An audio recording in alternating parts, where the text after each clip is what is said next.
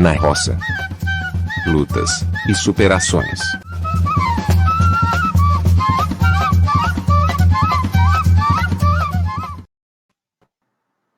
Olá, meus Uau! amigos. Hoje estamos com uma pessoa super maravilhosa, Cida. Maria Aparecida ou simplesmente Cida. Cida, eu queria que você contasse um pouquinho da sua história. Você nasceu onde?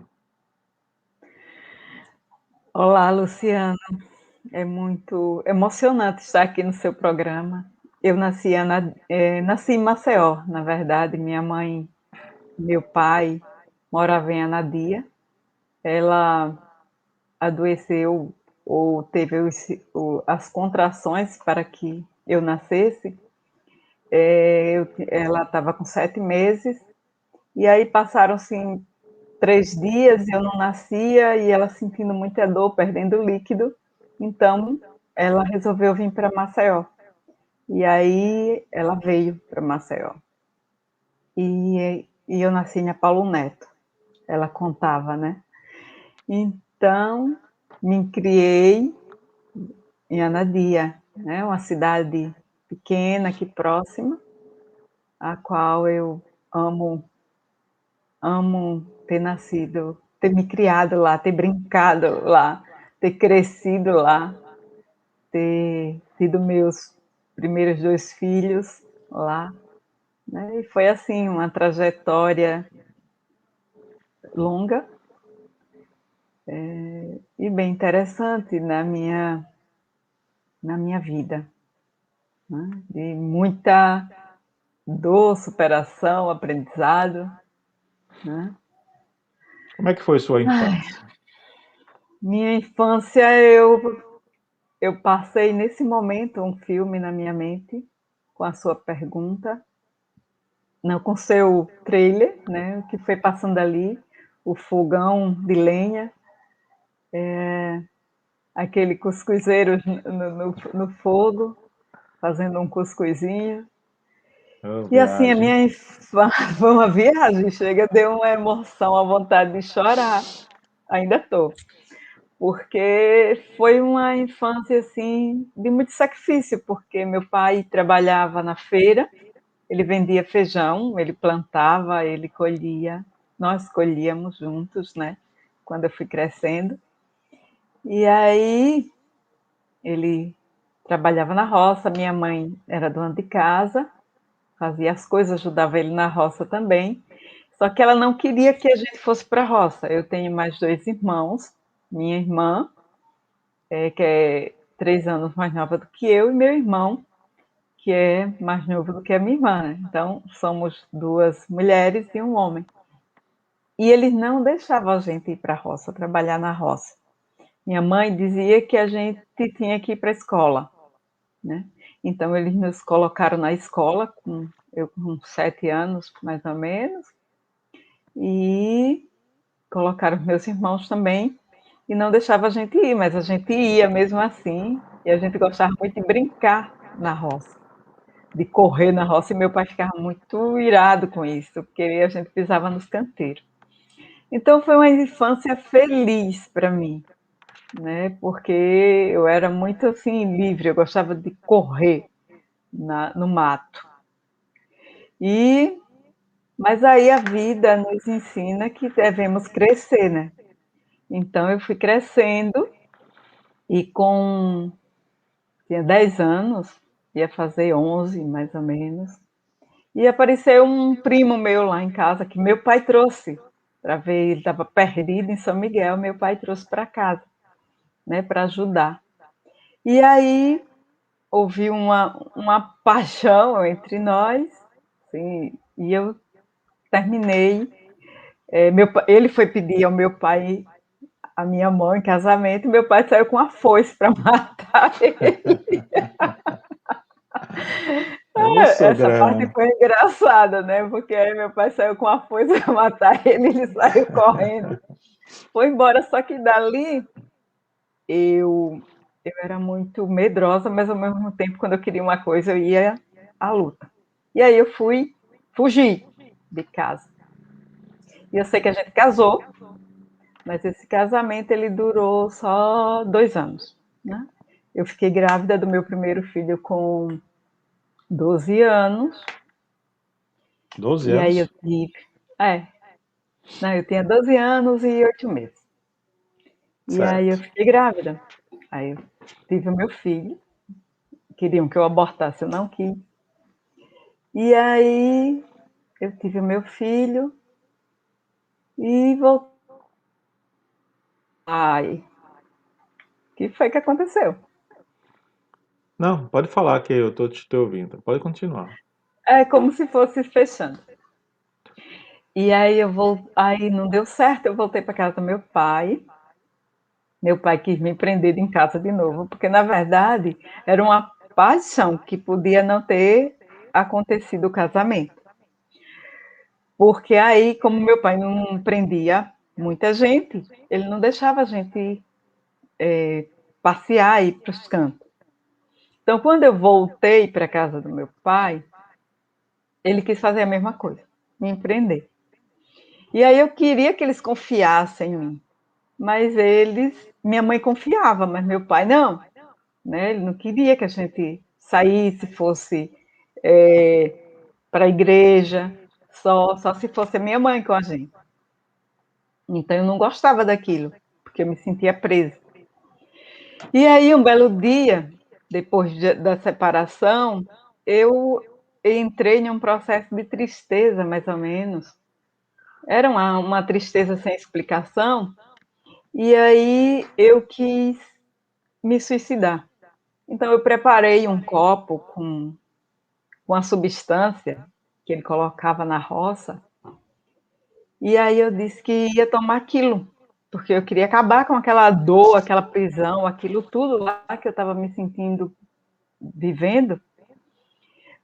E eu estava sozinha em casa. Então eu olhei para tudo e aí, de repente, eu olhei para fora, né? E lá era um sítio, era, não é? Que está lá. Você tinha É um. quantos anos nessa época? Aí eu já tinha o quê? Uns 15, né? Certo, desculpa Eu interromper. tinha 15 anos. Certo. Era mais ou menos isso, porque eu não me ligo muito Aham, nem data, nem nessas coisas. certo. Então, mas eu tinha mais ou menos 15 anos, o meu filho tinha 2 anos e pouco. E aí eu tinha certeza que eles iam cuidar dele. E aí, só que aí quando eu olhei para fora, que eu vi, estava um entardecer. Era mais ou menos umas 16 horas e umas 5 horas eles chegavam, que a minha mãe estava na roça com ele nesse dia. E aí eu olhei, o meu filho estava dormindo. Eu olhei para um canto, olhei para o outro, e aí eu falei: por que eu quero fazer isso? Esse sol está tão lindo. Deus está falando comigo. Eu não vou fazer isso. E aí eu derramei aquela água e comecei a chorar. Chorei, chorei, chorei, chorei e passou. Aí, numa próxima oportunidade, eu fugi. Era um São João. Estamos na época de São João. E isso Justamente. é muito interessante, porque era uma época de São João. Minha mãe disse que ia deixar a gente ir para as festas de São João, para as quadrilhas na rua. E a gente morava fora da cidade. E eu me aprontei toda, ela comprou roupa, aquela coisa toda, que eu não tinha trabalho. E aí ele chegou em casa e disse assim: meu pai, ninguém vai sair para nenhum canto, nem você nem a sua irmã. E a gente estava com a roupa tudo pronta em cima da cama para usar e ir para as festas, né? Tudo roupa nova, né? E aquilo me deu uma raiva. E aí eu disse: não é possível isso. Aí eu peguei um caderno, uma caneta e fiz uma carta para o meu pai. E na carta eu coloquei aqui: pai, eu só queria que o senhor confiasse em mim, mas o senhor nunca confiou. Por isso que cedo me casei, para sair de casa e do seu domínio. Espero que o senhor nunca faça isso com a minha irmã. Vou deixar o meu filho com vocês e vou ganhar o meio do mundo. Minha alma pede isso, vou embora. Todos fiquem com Deus, perdão por eu estar fazendo isso e ponto, assinei e deixei em cima da minha cama, debaixo do lençol. Eu disse, quando a minha mãe fosse olhar a Forró a cama, cama. forrar a cama, ela ia achar aquela carta. Era tempo de milho, eles tinham colhido feijão de corda, milho, estava tudo na calçada. E aí eu saí pela porta de trás, entrei pelo cercado, saí numa estrada que tinha por trás de casa, corri para a rua. Era final da tarde. E aí anoiteceu, eu passei a noite escondida.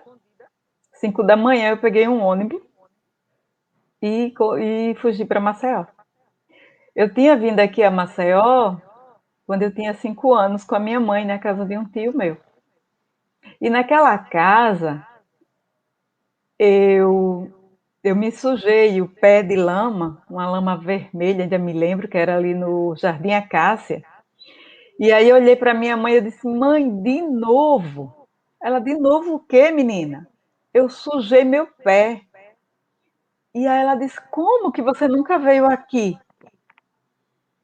E aí aquilo ficou na minha mente.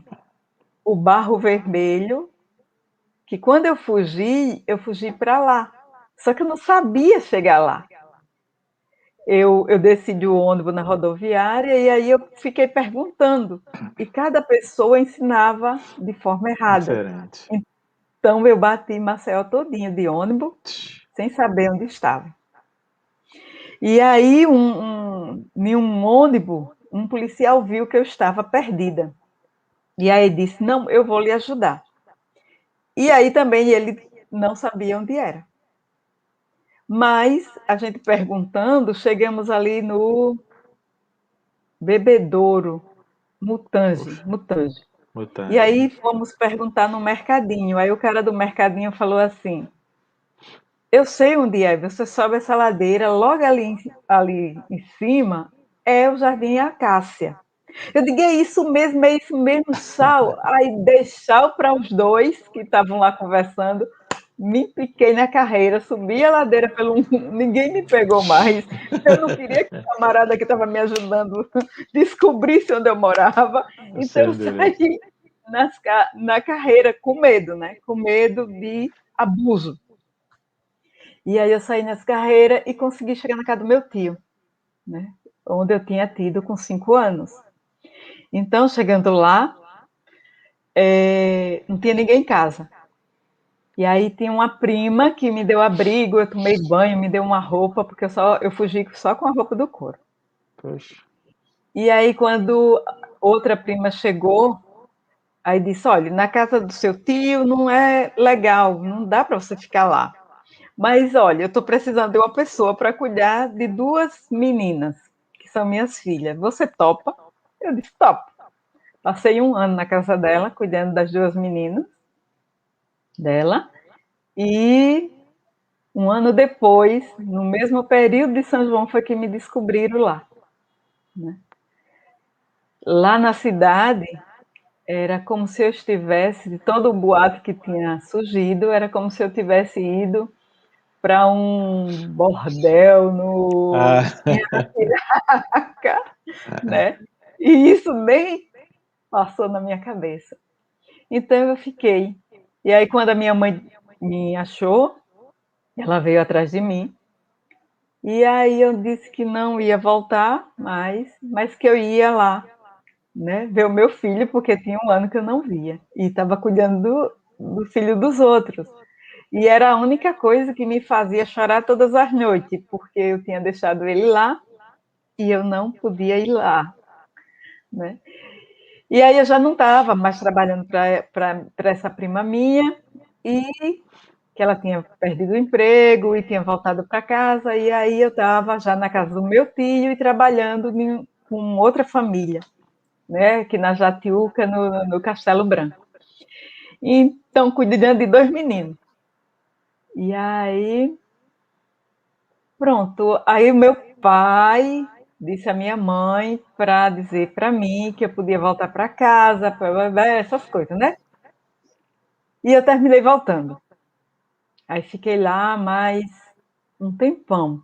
Meu filho cresceu, depois veio a minha filha do meio, e aí que foi assim um namoro passageiro. E aí ela nasceu e eu continuei lá. Quando ela tinha 5 anos, eu trabalhei numa campanha política, fui ameaçada de morte, e foi aí por conta dessa ameaça que eu resolvi voltar para Maceió. E aí eu voltei para Maceió e fui trabalhar numa indústria de laticínio. E naquele tempo eu eu conheci uma pessoa e a gente se relacionou durante 6 anos, nasceu a minha filha mais nova, e 6 anos que eu convivia com essa pessoa, foi um homem maravilhoso na minha vida, e ele faleceu, né? E quando ele faleceu, meu chão desmoronou. Então, o que foi difícil lá na minha época de adolescência, que na verdade eu não tive adolescência, né? Eu tive responsabilidades logo cedo, e isso fez com que eu amadurecesse. Mas era um amadurecimento de sofrimento, né? Dentro de mim existia muito sofrimento, muita tristeza, mas eu não baixava a cabeça, porque eu via que sempre valia a pena viver. Então, quando ele morreu, ou desencarnou, hoje eu sei que é assim, eu fui procurar emprego, que na época a gente trabalhava no mesmo trabalho, no mesmo laticínio, e eu tinha saído para ter a minha bebê, né? E quando terminou a licença maternidade, eles colocaram para fora, e eu fiquei em casa. Então, quando ela tinha 1 ano e 2 meses, foi quando ele partiu. Eu fiquei desesperada e queria morrer de novo, né? Então, nesse processo de querer morrer de novo, eu passei 10 dias sem me alimentar. E as minhas filhas estavam em casa. E o meu filho, ele morava com a minha mãe, que ele não quis vir morar comigo mais, né? Porque já estava acostumado, já tinha crescido.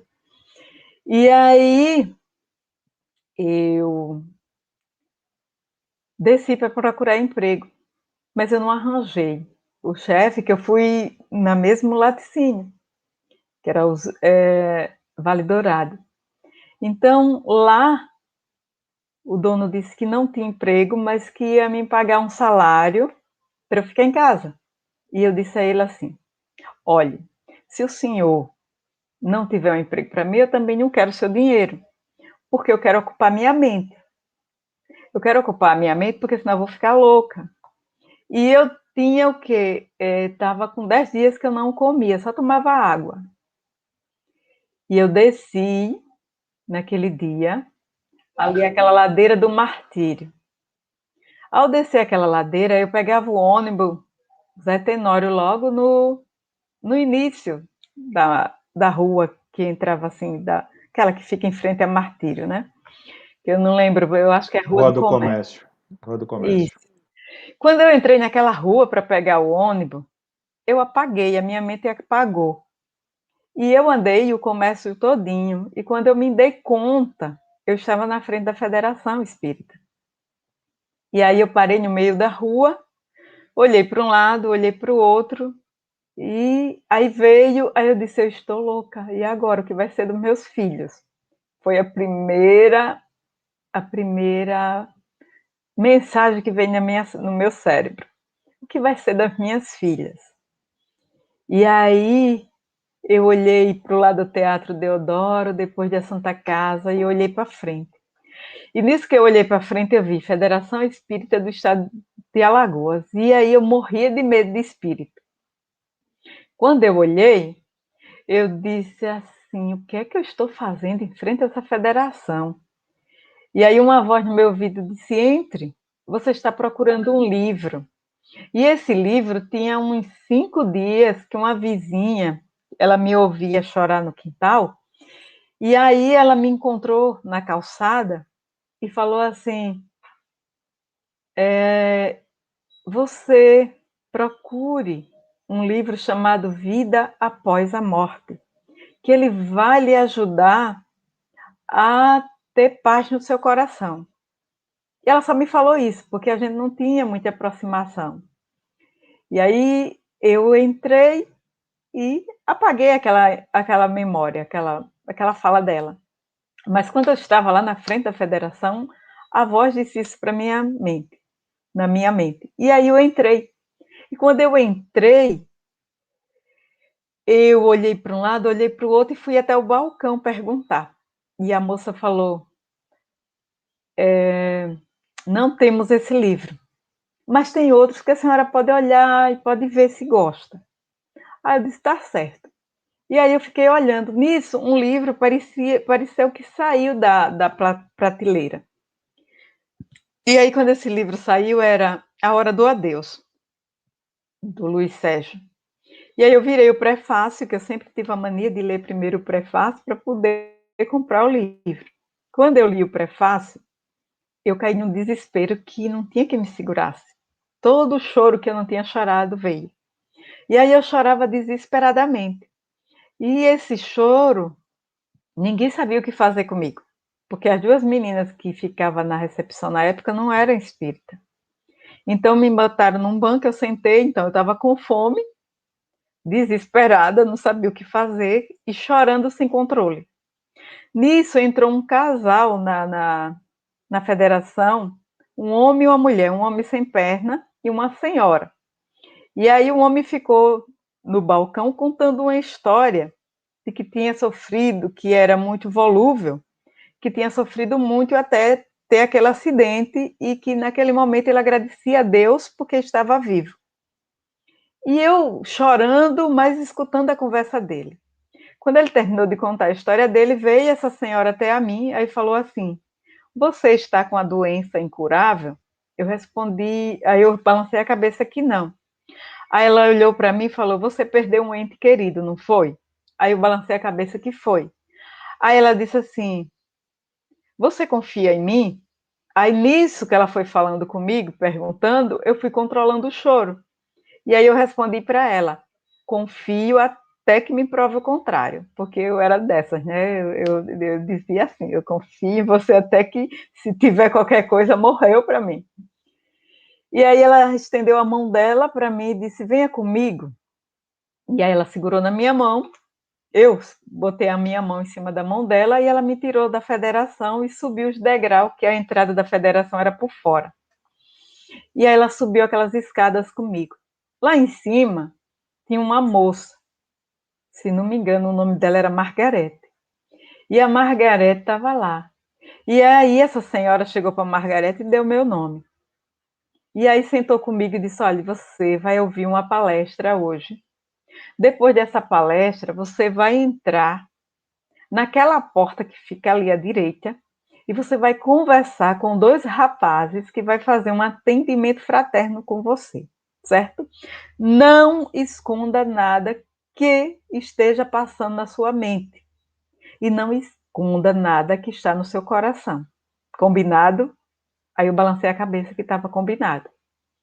E aí ela disse: olha, eu me sinto ali naquele lado, que era do lado esquerdo, há 20 anos.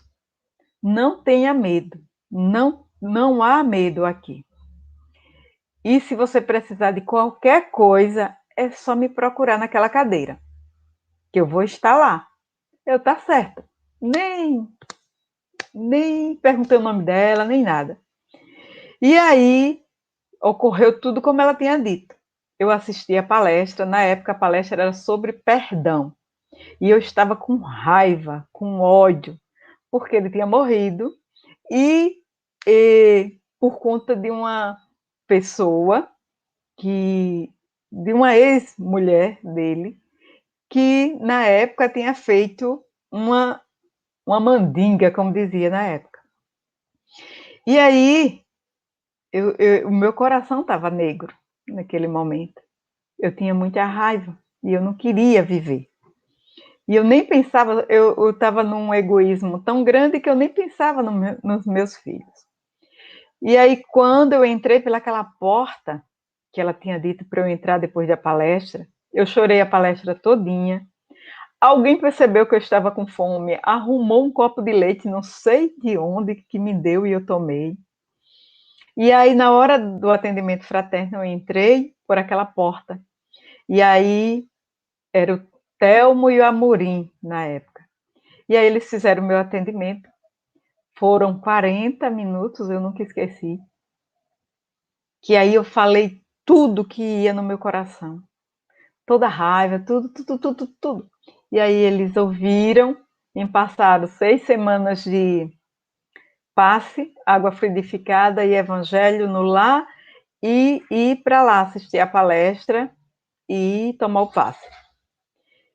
E aí, na hora do passe, eu recebi o passe da mãe preta, que era a dona Berenice, que é a mãe da Tânia, minha irmã de coração hoje. E ela, quando colocou as mãos sobre mim, a minha cabeça, para dar o passe, ela falou assim: aconteça o que acontecer, não tire o seu pensamento de Jesus. Combinado? E aí eu balancei com a cabeça que sim. E aí era uma forte capa preta que me envolvia e uma pequena linha branca. E ela via aquilo e ela sustentava para tirar aquela capa preta. E aí, quando tirou, foi como que eu nascesse de novo para a vida. E eu nasci. Eu nasci para a vida. A vida de responsabilidade comigo, com o que eu pensava, com o que eu fazia, com a paternidade dos meus 3 filhos e transformou, né, a minha vida na pessoa que eu sou hoje. A doutrina espírita, naquele momento, foi um renascimento. Eu morri e eu revivi. Não precisei desencarnar. Graças a Deus, porque senão eu não estava contando aqui essa história, que eu nunca contei assim em público, né? Que bom. Mas assim, foi superações emocionais, ressignificação de culpas, de medos, desenvolvi amor por mim, e desenvolvendo amor por mim, eu soube educar meus filhos, educar as minhas filhas, que eu fazia tudo errado antes de conhecer o Espiritismo, porque eu queria educar como os meus pais educavam, com medo do mundo. E eu sou assim, muito, enormemente agradecida ao seu Antônio e à Dona Maria, que hoje já vivem no plano espiritual e com certeza estão me ouvindo agora. Eu honro de todo o meu coração ser filha deles. Se eu fosse escolher, eu escolheria novamente ser filha deles. Embora hoje eu já conheço meus pais do coração, que eu também amo muito. E assim, a doutrina espírita me deu uma nova oportunidade de viver e de criar os meus filhos e de ver que hoje eles caminham com as próprias pernas, todos 3. Um já tem a sua própria família, a segunda também, né? Embora meu primeiro filho tem 3 filhas, minhas netas amadas. Minha segunda filha tem 3 cães, meus pets, né? Meus netos pets, né? Ela e a companheira dela, que eu também amo. E a minha filha mais nova, minha caçula, que ainda vive comigo, né? Mas todos 3. Hoje, se eu desencarnar, eu vou em paz, porque eu sei que a vida me ensinou a perdoar, a vida, junto com o Espiritismo, que é a doutrina transformadora de mente e coração, quando a gente se debruça dos ensinamentos do Cristo, é como se a gente enxergasse Jesus em nós. Então, muitas vezes, para mim, Jesus foi o terapeuta. Eu não tinha dinheiro para pagar terapia. Então, depois que eu conheci a doutrina espírita, eu fiz dele meu terapeuta. Então, eu sempre olhava no espelho e perguntava a ele: Jesus, você pode me ouvir hoje? Mesmo nas angústias, nas culpas, em tudo que às vezes as pessoas, e eu tinha isso, de achar que tudo que eu fazia de errado, ou seja, de sentimentos equivocados, de relacionamentos equivocados, era minha culpa. Então eu sofria com isso e eu chorava muito. Isso sempre escondido para as minhas filhas não presenciarem. Até que o seu Valdeci, que foi um amigo querido, professor lá da FEJA, que me ensinou a falar com Jesus no espelho. E aí esse ensinamento me livrou de muitas atitudes equivocadas. E aí eu fui me transformando. Eu bebia e consegui parar de beber. Quando a minha filha do meio, com 12 anos, ela falou assim: mãe, a senhora vai ficar alcoólatra. E a senhora não vai ter moral para dizer para eu não beber, porque a senhora bebe. E aí eu olhei para ela naquele dia e joguei a cerveja, que eu tinha mania de arrumar a casa tomando cerveja. E eram 3 cervejas que eu comprava toda semana. E realmente depois disso eu percebi, e isso eu já era espírita. E aí depois disso eu percebi que realmente, se ela não tivesse sido usada pela espiritualidade amiga para me libertar novamente de um suicídio indireto que eu estava cometendo comigo, eu hoje talvez não estivesse aqui contando isso. Então eu estou falando a minha história, coisas que aconteceram comigo, bem íntimas, né? E que foi me transformando na pessoa que eu sou hoje. Eu não tenho medo de nada. Eu não tenho medo de falar. Eu não tenho medo de me expor. Porque eu descobri um amor maior do que a gente pode imaginar, que é o amor de Deus por cada um de nós, pelo nascimento, pelo crescimento, pelo amadurecimento de cada alma que nós somos. Luciano, você me fez falar muito, sem perguntar nada, né? Então, eu não sei se você vai colocar isso no ar ou não, mas para quem está aí do outro lado da tela, a vida vale a pena. A vida vale a pena porque ela não é pequena, como diz o poeta. A vida é dádiva de Deus. Cada um de nós ganhamos esse presente. E quando dificuldades nos aparecem, é para que impulsione ainda mais o nosso crescimento, a nossa evolução espiritual. Meu amigo Valdeci sempre dizia: preste atenção naquilo que você mais cai, naquilo que você mais faz de errado, que você acha errado. É aí onde está a sua necessidade de mudar, de mudança. E aí foi muito engraçado, porque eu fui fazendo uma análise, e eu fui escrevendo essa análise, já não tenho mais, já perdi. Com as mudanças de casas, eu já perdi. Mas era interessante, porque quando eu fui fazendo, desde quando eu fugi, até os dias passados, quando eu ainda estava fazendo, eu continuo fazendo, mas agora é diferente. Porque agora eu cresci. Eu cresci não em prepotência, não em bens materiais, mas eu cresci emocionalmente. Eu me conheço. Eu sei quando eu estou triste. Eu sei quando eu quero chorar e agora eu quero chorar. Eu sei quando eu estou com raiva. Eu sei quando eu estou doente. Eu sei. E quem me ensinou isso? O Evangelho, segundo o Espiritismo. Honro a primeira religião que eu tive, que me ensinou bastante, foi a minha base, que foi o catolicismo. Respeito e admiro profundamente.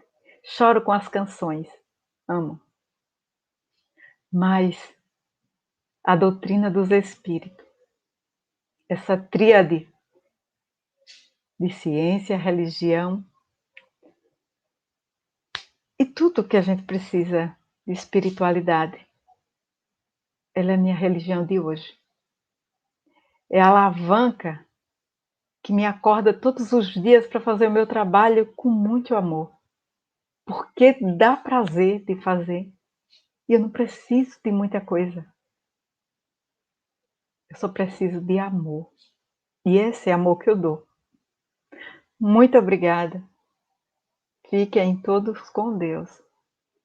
E aqueles que por um segundo passa a vontade ou a necessidade de escapulir da responsabilidade pelas vias do suicídio, seja ele direto ou indireto, acorde, olhe para você no espelho, mas veja Jesus do outro lado lhe dizendo: filho, você não está sozinho. Aquela mulher que me deu a mão, ela não existe. Ela nunca existiu. Ninguém viu, só eu vi. Quem acredita? Não importa. Ela chegou na hora que eu precisava. Porque se eu tivesse saído da federação daquele jeito que eu estava, e na época não tinha ninguém que conhecesse tão profundamente, ninguém viu nem ela me levar. Simplesmente eu saí. Hoje isso não acontece, ou não acontecia, porque hoje a gente está fechado, né? Mas estamos aqui. E é isso. Tem muitas coisas, mas a gente sintetiza. Então, aquilo que cala no coração da gente é aquilo que a gente precisa aprender. Gratidão. Muita gratidão à vida, gratidão ao Joana, à Federação Espírita do Estado de Alagoas, que salvou a minha vida. E salvou a vida dos meus filhos. Que hoje eu sou muito feliz, uma mãe assim, realizada. Porque eu consigo vê-los crescidos, trabalhando, ganhando seu sustento e ainda me ajudando. Então isso é muito amor. E eu agradeço aos céus que me ajudaram profundamente. Então abram seus olhos para o seu coração, porque vão encontrar nele o coração de Deus. Pai que nunca nos abandona. Beijo. Gratidão, Cida, gratidão por suas palavras, por seu ensinamento. Obrigado por essa lição de vida que você passou agora para gente. Oh. Gratidão. Gratidão mesmo. Então, as perguntas que eu ia fazer, você respondeu automaticamente. Então, nossa gratidão. Que Deus abençoe.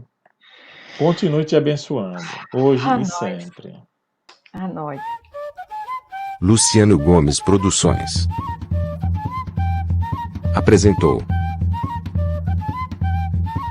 No Campo, na Roça, Lutas e Superações.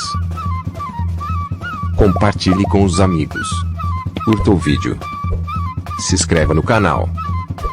E ative as notificações.